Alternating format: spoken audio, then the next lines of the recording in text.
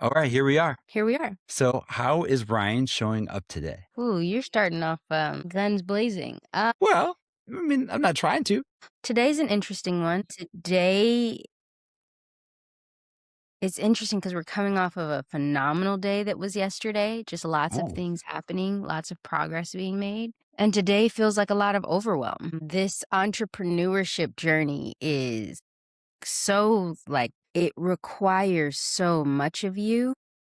And I think that it's interesting because in going through some of the pages from your book, the type of presence that it actually requires to be good at something like this is so interesting. And remembering, I think that in this process, because there's so much to do, it's really easy to just feel like you have no time to stop and be oh, present and to recalibrate yourself. I mean, I think that that's like a trick your mind will play on you because I think the only ways that you can get everything accomplished is when you take the time to pause and mm, when you take the time to really kind of take a look at where you are. I'm a person that can be in a rush to get to the end goal, and that's something that I am trying to be intentional about and just mhm. really enjoying the process. And I think today I kind of got out of that process because there's so many things to get done. But I also feel a lot of gratitude today. So That's awesome. Well, hey, you know what I really love about this episode is you took it deep from the beginning.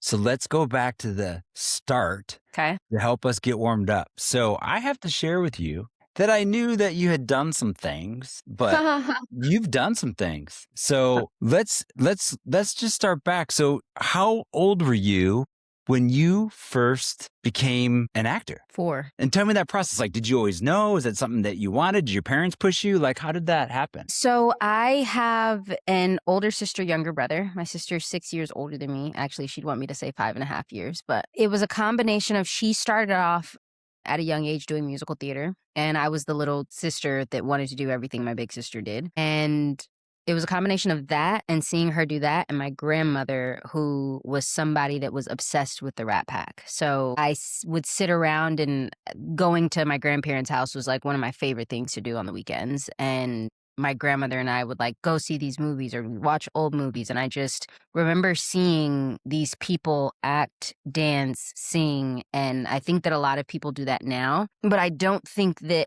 as many people are phenomenal at all three. And they were phenomenal at all three. I remember feeling so impressed with that. And then going and seeing my sister's plays and having this feeling of like this just like genuine exuberance in my chest. And I was like, if I could make people have this feeling, I do that the rest of Mm. my life. That's what I want to do. And And that was what age specifically? Was that that for? I remember sitting on the steps of my Wow, my sister's play rehearsal, like watching them go through a run through and being like, that's where I want to be. Like that's what I want to do. man. Well, you were on sets like I think Judging Amy and ER before most kids were out of elementary school. Did it Mhm. feel magical or did it feel normal? Magical for sure. Okay. Yeah, it definitely felt magical. I think, the reason that it felt that way is because my parents and I decided that I would always, like, even if it was only for a few months out of the year, I would always go back to, like, normal school. So I saw the difference of, like, what my life looked like when I was at school and how that related to other people that were my age, and then what my life looked like when I was on set. And I always felt like I belonged more on set than I did when I was at school. Oh, Like, that interesting. was my space. Yeah. Which was interesting because it's like when you're on set, you're around all these adults. So, like, when I would go back to school, then I would feel like, "Ugh, these people are so immature." Do you think people could tell you felt that way? Probably. Yeah, Yeah. probably. Probably. I think that it wasn't the easiest for me to, like, make friends. Like, I remember going home and crying to my mom, because I was like, "They think that I'm somebody that I'm not." Like, Mm. they're all saying that, like, I'm stuck up and I'm this and I'm that, and, like, I just want friends. And very young age, people started, like, sitting me down and being like, "Ryan, it's not your concern whether people like you or not. Like, as long as Mm. you're showing up kindly and you're being a good person, like, if you're" I remember a teacher at my school saying, "You're lucky if you can use up all the fingers on one hand to count your friends." And so at a young age, it was like, and I think that that probably made it even more so make it probably even more so made acting feel like my home and my safe space because I was doing something that like I was really, really passionate about. And I felt like it was a safe space where a lot less people were kind of judging me. Thanks for sharing that.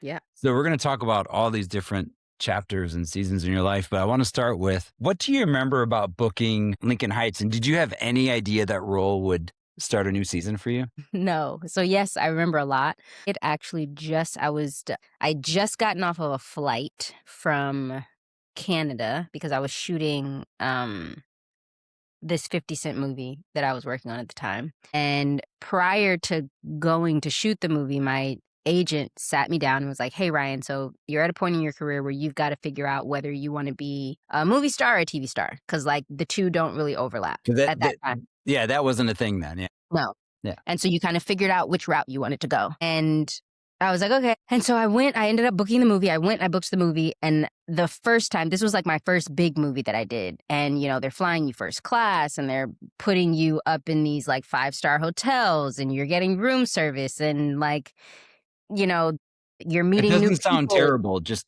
to be clear. And so I had gone back and forth between Canada and New York a few times for that. And we came back to LA and we were headed to an audition for Lincoln Heights. And I looked at my mom and I was like, yeah, I think that I want to do movies. Like that was so much fun and I don't want to do any more TV. And she was like, okay, well, we gave them our word that we were going to go to this audition. So we're going to go to this one. And then after this, if you want to do no more TV, we'll call Cindy, was my agent at the time. We'll call Cindy and tell her that we don't want to do any more TV. And I was like, okay. And so I don't know if it was just that I walked into that audition with zero inhibition because I was like, I'm not doing TV, but I ended up booking the role. And I'm so grateful that I did because I couldn't have grown up on a better set. So how old were you when you 12. and then 12. was there a moment that it felt like, wow, this is bigger than me, or you know, this is a special moment? Like as you were on it and the show got more popular? No, because I think that as a kid, I was so busy, Justin, that I never, and that was something that I had to just kind of deal with as an adult. Like, I never really took the time to like sit and look around and be like, whoa, like this is really my life. This is what I'm accomplishing. Like, this is great here. I think I was always like looking to the next thing and how I could be better and how I could grow. And I think that on one side, like that's great. But I think on the other side, it's caused me to not really take as much time to recognize like the blessings that I have had and the accomplishments that I've actually made up until this point. Because when people come to me and they say like, whoa, so I looked you up and I didn't know that you're so humble for what you've accomplished. I'm always like, wow, you seem a lot more impressed with me than with my accomplishments than I am. Ooh, that's interesting. We're going to come back to that one. Mm-hmm. So there are so many things that I admire about you. And one of the things that stood out, I think it might have been our second conversation, was how you feel about your folks. Mm-hmm. And so, I mean, when you start your career so young, and again, I'm just making a little bit of an assumption here and you can fill in the blank, but you have to have a really strong parental belief, right? I mean, like what role do they play? It sounded like your mom was with you at that one time, but were your mom and dad really protecting you? Were they with you? Like, what role did they play? I see the way that some of the friends that I've had and how being a child actor has affected them. And that was just not my experience at all because my parents were so intentional. My mom actually quit her job. So as my career started taking off, she quit her job so that she could be on set with me every day. And so obviously like my dad continued to work. And so he became the major breadwinner of the house. But I knew the type of sacrifice my family was making in order for me to go after my dream and to protect me in that journey. But my mom was with me every single day on set. Like my dad would come pop his head in and it was so interesting because my parents had two just like very different roles in my career. My dad was kind of like my refuge a little bit, and my mom was like my partner in crime. But my mom didn't take her eyes off me when I was on set. Like if I was going into a fitting where, you know, we're trying clothes, like my mom was in every fitting. There was no way that my mom was going to allow me to be naked in another room with adults. When I'm sure you know what Video Village is, but like it's where the director director and the producers and writers sit behind the monitors while we're shooting, and everybody knew that, like, you take Ryan's chair and you put it behind Video Village because that is where her mother is gonna sit, and if you don't put her chair there, you know that she's gonna take her chair and put it in Video Village. By the way, I can't wait to meet your mom. I love her already. She's great. Like, Yeah. my mom is it's funny because my mom is, like, the sweetest human on the face of the planet, and my dad is, like, the biggest jokester that you'll ever meet, and so their dynamic is just, like it's amazing. I'm so, so grateful for my parents just because, like, they are two people that told me at a young age, like, "Ryan, you can do whatever you wanna do with God," and I took that literally and ran with it, so, yeah. So it sounds like a little bit, would this be fair to say that they were there with you, but did they feel like what you're doing was a calling for you? Or are they just supporting something that you were passionate about? That's interesting. I think that my mom for sure always looked at it as a calling. I think that my dad maybe at first thought it was just something that I was passionate about and then saw that it was my calling. But yeah, I think that they both believe that this is my calling and this is what I'm supposed to do. So I think one of the parts of our relationship that I'm really grateful for is, and it was weird. I'll share this experience with you, like prepping for the show, and I do it a few days before the show, and then I come back and I do some more. And this may sound weird, but I'm so grateful I know you for you. Like, know that you did other things, and like now I'm fascinated more from them in the sense that, oh wow, how did that feel? What was that like? Because to me, it's like I get to sort of unwind kind of where you're at, and we're going to get there. And I'm speculating, but I'm going to think that we all have a journey that gets us to the spot we're at. And the thing I love about this show is there's decisions and things that happen as you go, and you try to design it as well as you can. And as we know, life doesn't work totally that way. And so Mhm. you learn lessons as you go. And so that's why I was so giddy when I texted you. I was like, oh, I had no idea. Maybe I should have known this, but I prefer when people don't. yeah. Well, and I think maybe I've shared this with you. I don't know if I've ever shared this on the show because I'm nervous someone to find it. But I wanted to be an actor. I remember in high school, one of my friends who I never expected ended up being in the lead in the play. And I was so jealous of that. I'm like, oh, it's so brave. Like, I want to do that. And then when I was in, first started Roll 29, one of my buddies went to Miami Film School. And so I actually tried out and got a bit in his little like student film. And I loved it, but not to the point where I'm like, oh, I'm going to do the thing. Mhm. And one of the things I've always wondered, and this seems so juvenile for me to be asking you this, but I mean, you've done some pretty emotional roles. Mhm. And I know I was the bully in the film. So I was trying to get into that mindset. You know me, I'm pretty much always half full and laughing. So you've played some roles that like carried trauma and power dynamics, and the like, how did you approach it? Did those things change you? Like, did those impact you as a human, not so much as an actor? Or were you able to separate the two? It depends on the role. Certain roles are easy to separate. Other roles feel a lot like you're just kind of showing up to set and you're being yourself. And then there's the ones that you kind of have to, there's the ones that make you stare at yourself. And I think that those are the best roles personally. And sometimes you have to stare at yourself to recognize that you're being judgmental. Mm.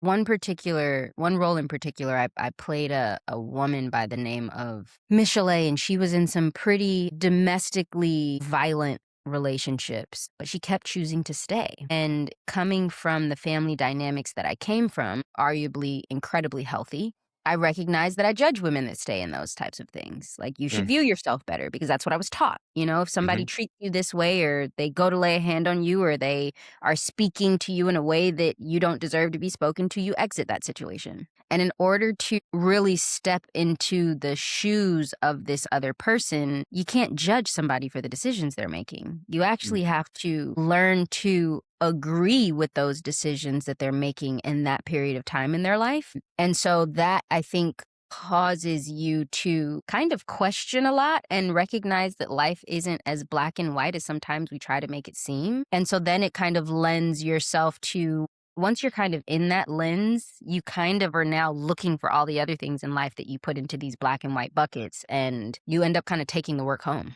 What did that look like?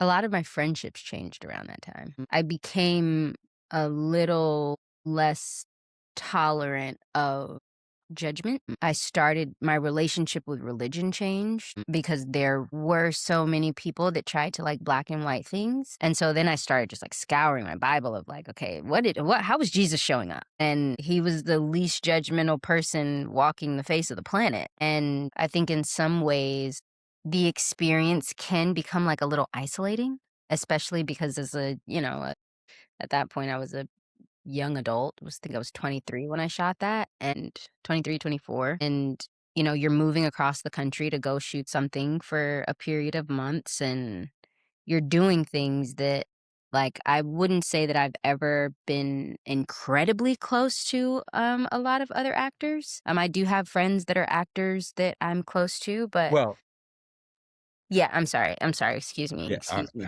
I'm just Yeah, at that I have time in my life, I have an IMDb page, Yeah, Ryan. at that time in my life. Okay, my bad, my Um, bad. I think that, I think that the experience can get isolating because no one completely knows what you're experiencing because they just don't have that job. Like, they're not spending day in and day out of their life, like, trying to uncover the layers of another human being. So, it's interesting. Well, before we shift into something I didn't know about you, which is the Okay. music part. So you did Our Kind of People, Mhm. that explored identity and privilege in a very nuanced way. Yeah. Did that challenge your perspective even more? Sure, absolutely. I think, so funny enough, there was a job before that that I had the opportunity, a role that I had the opportunity for that I turned down because I wasn't comfortable playing a lesbian. And in this whole like, okay, why wasn't I, that was my truth then, but then it was like, okay, why wasn't I comfortable? What do I feel like I can't explore? Am I really an actor if I'm not really like willing to lend myself to any character, any role? And as I started to kind of break those things down, I also felt like, wait a minute, is it right that I'm playing a lesbian? Should this role really be going to a lesbian? And as I started just like exploring that, it was like, you're an actor. You're supposed to be able to embody all of these people with these different through these different walks of life. And I remember when I was playing that role, the woman that played my girlfriend in the show, I remember she came up to me, and she is a lesbian, and she came up Okay. to me and she was like, "Hey, please, like, if there's any point that I make you uncomfortable, let me know. Or if there's something that you aren't Mm. comfortable with that we're supposed to be doing, like, I would love to have a conversation." And I was like, "Oh, yeah, absolutely. And same to you." And she was like, "Well, I'm not uncomfortable." And I was like, Yeah. She's like, I'm all good. Yeah. Yeah. I was like, Yeah. "What do you mean?" And she was like, Yeah. "Ryan, I'm a lesbian." And I was like, "Oh, but still, like, we're Yeah. not two people that are intimate with each other."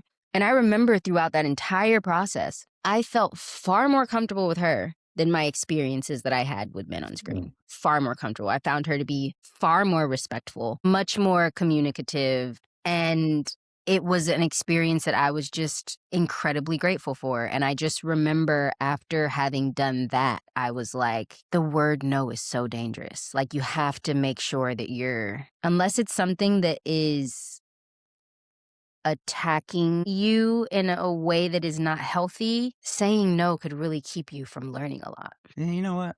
Just my friend Ryan just dropping the truth bombs on my show right there. That's so beautiful. Well, you talked about triple threat earlier, but I'll also tell you one of the things I'm going to ask Jesus when I get to heaven is why he didn't give me a voice.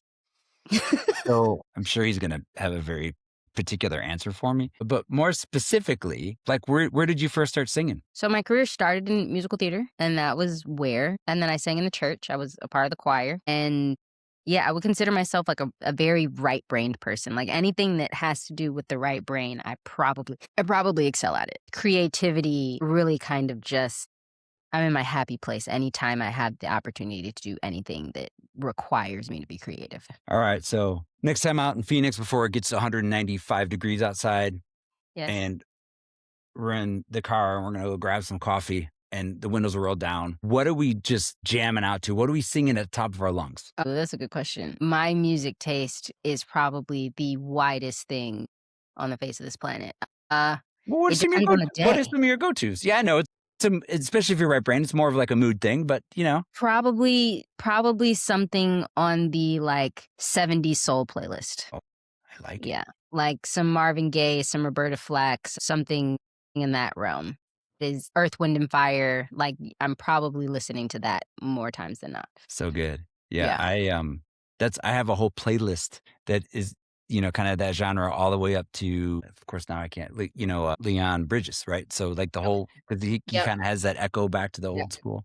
Mhm, mhm, Man. So you act, you sing, I think you made some original music. mhm. Was that music you wrote or is that music that you sang? Both. Okay. So, I'd say when I first started my journey, it was music that I was singing, and then as I, like, continued to get into it, I was finding kind of my voice along with, like, the things that I wanted to talk about and say, and who better to write those lyrics than me? And so, I've obviously had the opportunity to write with some incredible songwriters who I was really able to learn a lot from. But yeah, it was a little bit of both. That's so great. I wonder, like when you go on stage, Mhm, does that like is there a point where like you're ever entered obviously you're energized, but do you ever feel like overly vulnerable or do you just kind of get into like Ryan the singing is like a character you get into, right? To be able to like perform or is it just a version of you that's Ryan the singer? that is just on stage is where I probably feel the most free, Justin. Like, that is where I feel like I don't know, that one's a hard one for me to explain. I just feel most in my element there, regardless whether it's a speaking engagement, whether it's me singing, whether it's me on a stage acting, like, that is where I feel like I am standing right where I'm supposed to stand. I love that. I've shared this before. There's something that happens like I love presenting and telling Okay. story and that sort of thing. And I don't know if I don't think you could have this in singing, but maybe you would. There are times when I'm like giving a talk and I'm totally dialed in, but I'm looking Mhm, around the crowd and I'll see something and I'll still be talking and I'll notice that thing. mhm. Or I'll be talking about something. I'm like, oh man, maybe it's steak tonight for dinner. And I can have these side thoughts and still talk. Can that possibly happen when you sing too? Sure, Oh, okay. absolutely.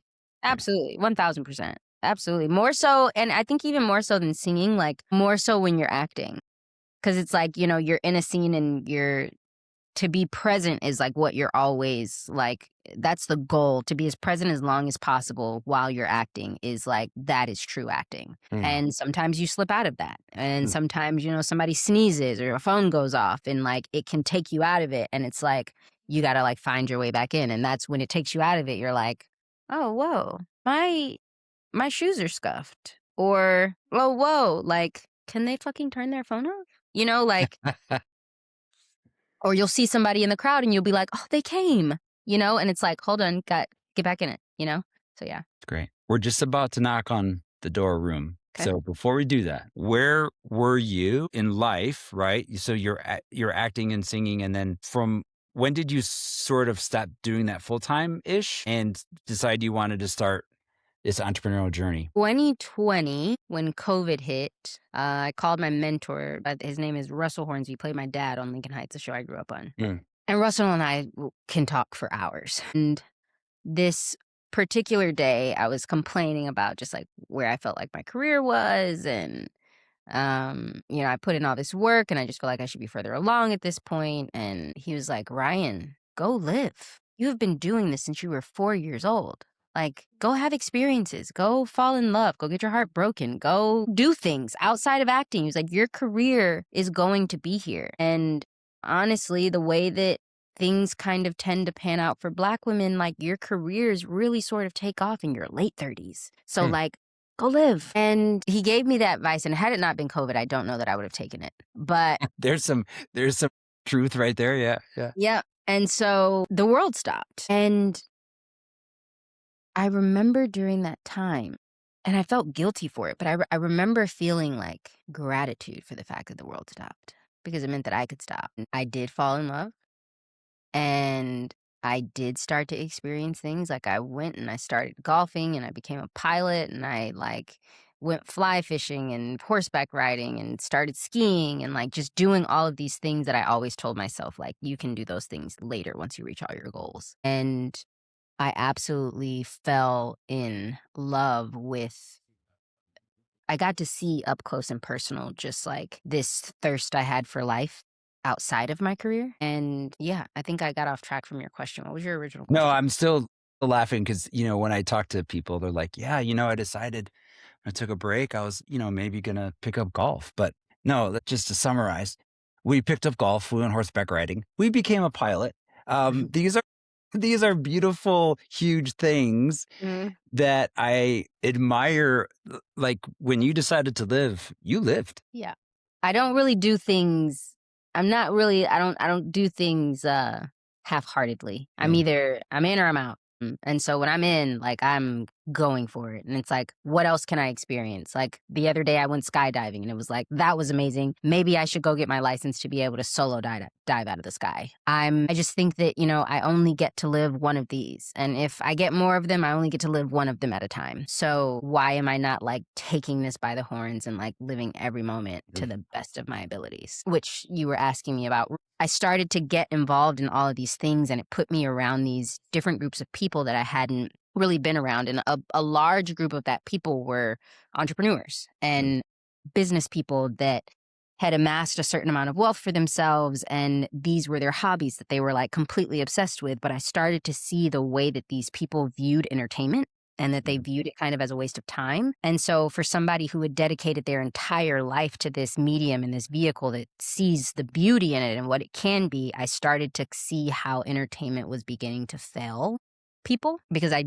genuinely think that storytelling is one of the last things that we have left where people are actually willing to come and sit down and hear what the other person who comes from a completely different walk of life has to say. I don't think that that is the central focus anymore. I think it's to grasp people's attention and to keep it as long as they can, which I've been doing a bunch of research on the negative effects of like how that affects people negatively. And so I think with the combination of me being really frustrated with where my acting career was, and also at a point where I was seeing how entertainment was failing people. When I was younger, a lot younger, I felt like God told me, hey, in order to get to where I told you you're going to get to, you're going to have to create it yourself. And this is when my career was going really well. Mm-hmm. I just remember thinking like, oh, that's unfair. And I fought that for a really long time. And when I started having these conversations with people,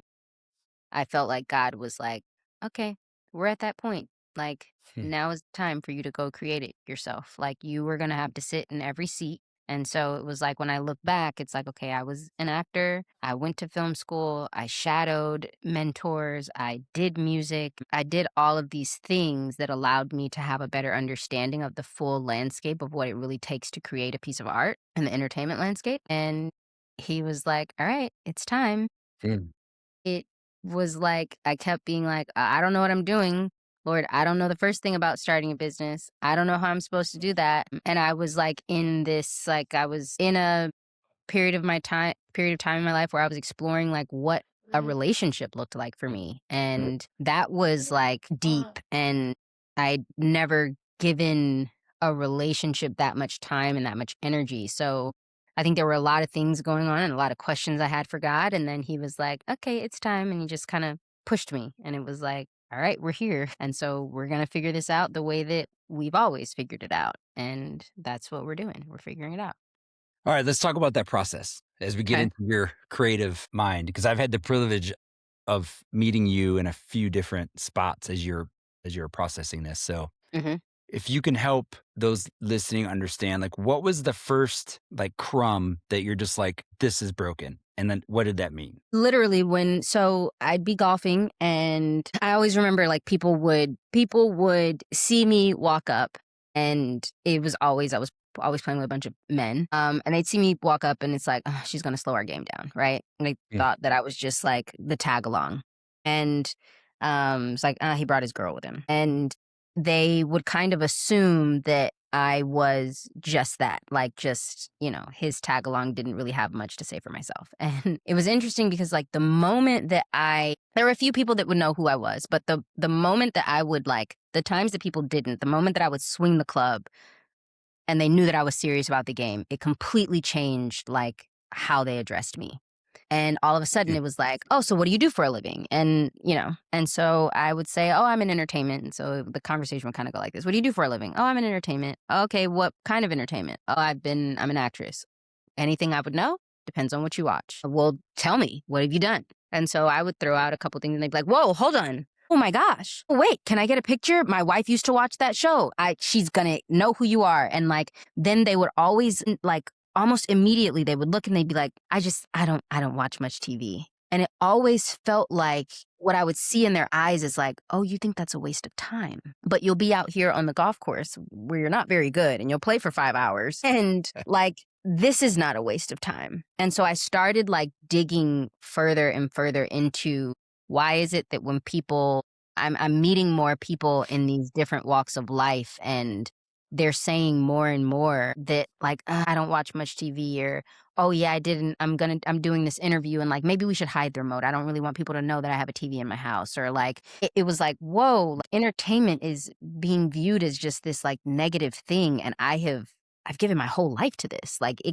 can't be a part of the generation where it crumbles and falls. And so that's when I started to become obsessed with what the landscape of entertainment looked like and how the major players are showing up. And I think that I just think they aren't doing their part. So, Rhume, the genesis of the name and what it means for you and what you hope it means to others from a brand standpoint. So obviously we talked about I'm a believer, and Proverbs 18:16 reads, "Your talent will make room for you and bring you before great men." And golf here. So I remember being at this golf tournament and they were having a concert after the tournament. And the concert hall probably had, I don't know, we'll call it wasn't huge. It was probably like 5,000 people. And this golfer, he's a player on the seniors tour. Golfer, the artist lets him get up there and sing. And he sang 2 songs on his guitar. Not a phenomenal voice, okay guitar player. And we all took the time to allow him to like live out this part of his dream. And I remember thinking in that moment, oh Lord, this is what you meant. Your talent will make room for you. So because he was willing to have faith in him and belief in himself to go out and become this incredible golfer, the world just opens up. And so then I started to see that more in my life. I started to see it more in the people's lives around me, that like if you will bet on yourself and believe in like that thing that is your purpose and that you're good at, like the world will continue to expand for you.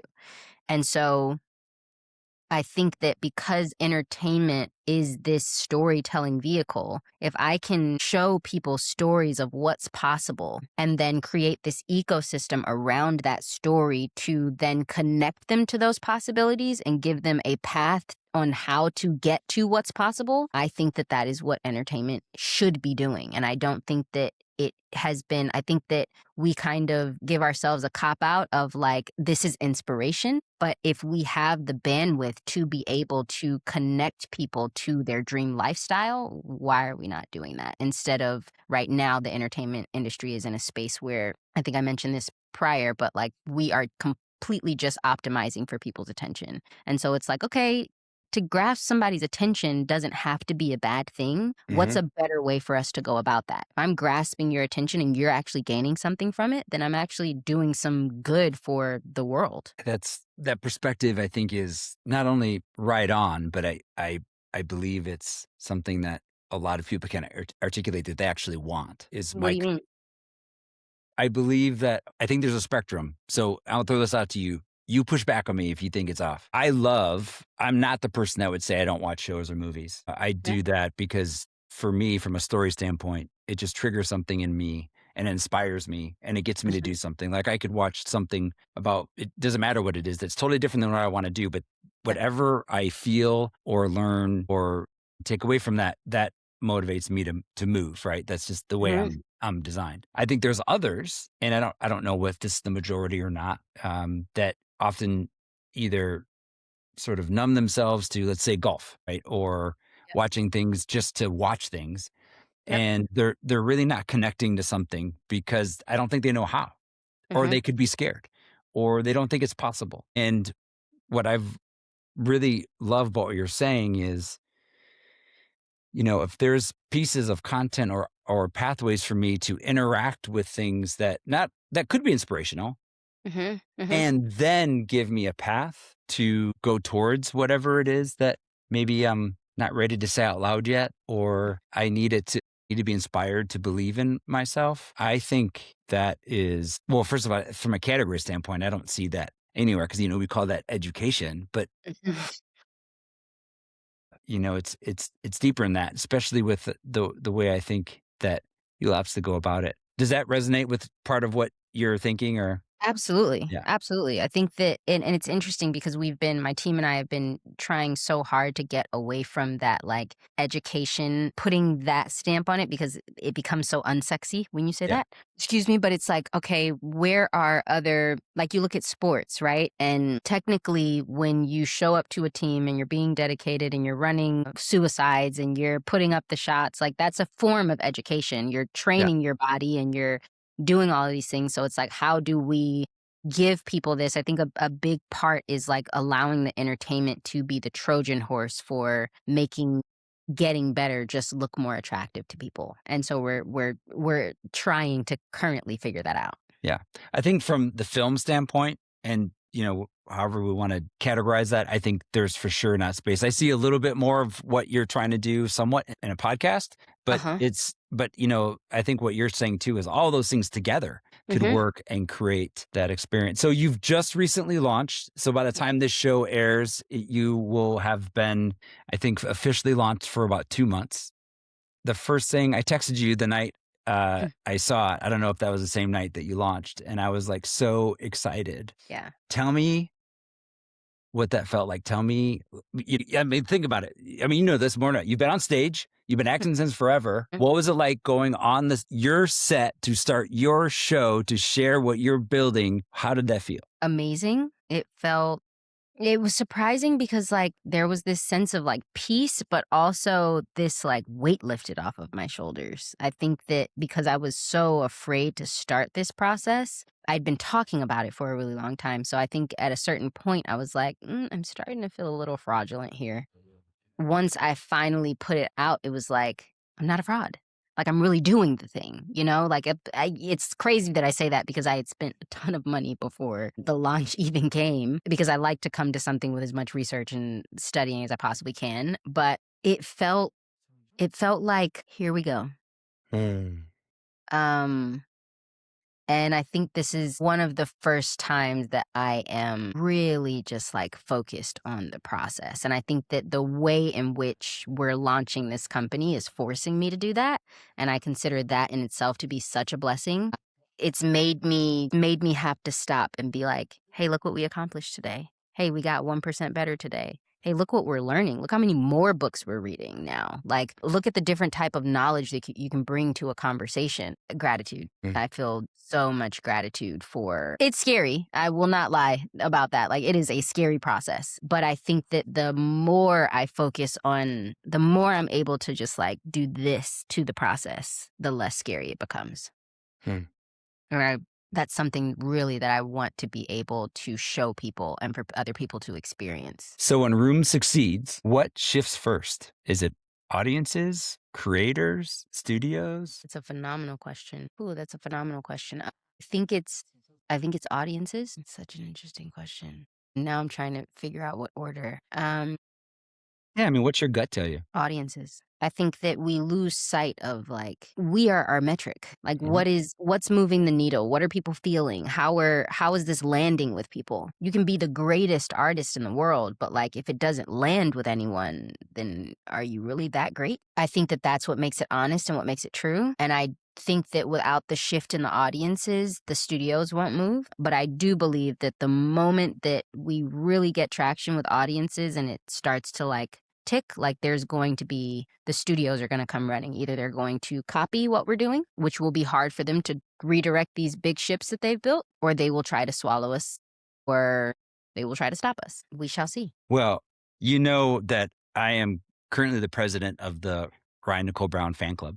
I don't know if you knew that. I I don't know told you if you you'll knew that. probably have to fight my mom for that Yeah. seat. Well, sorry. Yes, I'm the vice president.